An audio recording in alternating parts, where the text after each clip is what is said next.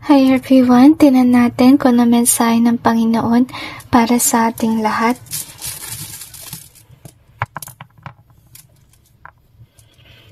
We got this one in Easier Way. We also got I Love You in Easier Way too. We also got Friend Zone. Gusto sabihin ng Panginoon, mag-ingat kayo sa mga tao na mapagpanggap. Nakala nyo mahal kayo pero sa oras na makuha na niya yung gusto niya sa inyo, lalayuan kayo niyan. We have this one in Easier Way. We also got the compass here. I feel like God is calling you on to actually see the red flags. Kasi yun ang makakatulong sa inyo to find the right path. Kasi kung sino man itong if-friendzone kayo, or kung sino man yan manggagamit, talagang minamanipula ka niya.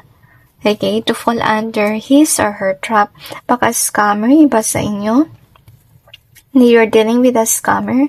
We have the care in Easier Way. We also have this one here. So, gusto sana sabihin ng Panginoon na you really have to pay attention to the red flags, lalo na sa pananalita ng taong ito. Kasi, whomever this person is, this person definitely doesn't care about you and others. Ito yung tao na siguro madalas yung i-brag yung kanyang sarili.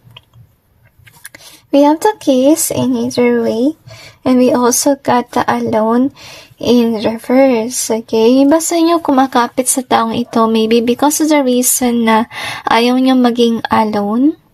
So far, gusto sabihin ng Panginoon na you really have to see your words. Huwag kang pakapit sa tao dahil lang takot ka mag-isa. Kung sa totoo lang, mas okay pa maging mag-isa kaysa sa, makipag-deal sa tao na ahas sa anytime will betray you. So, gusto sabihin ng Panginoon na how can you find true love if you're dealing with somebody who doesn't even give you what you deserve? Diba?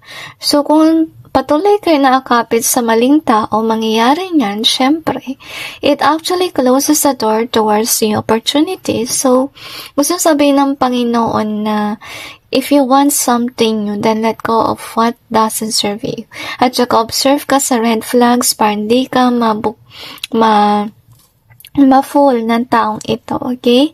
So anyway, that's it guys with regards to your reading. I just hope this may give you some insight and awareness about your situation, and God bless all of you.